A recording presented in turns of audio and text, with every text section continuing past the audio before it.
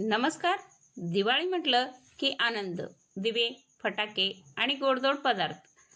पण खरी दिवाळीची सुरुवात होते पहिल्या उठण्याची आंघोळ या सुंदर परंपरेने.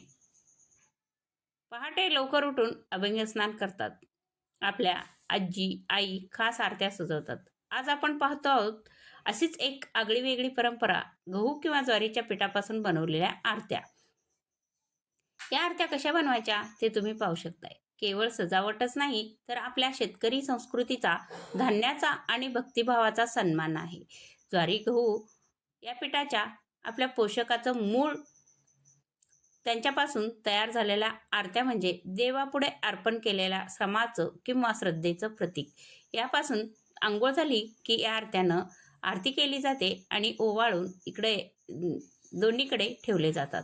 दिवाळीच्या पहिल्या अंघोळीच्या वेळी या आरत्या घरात शोभतात.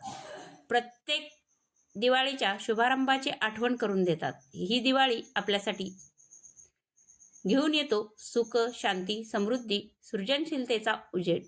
आपल्या सगळ्यांना दिवाळीच्या हार्दिक शुभेच्छा. तर कसा वाटला व्हिडिओ नक्की सांगा. धन्यवाद.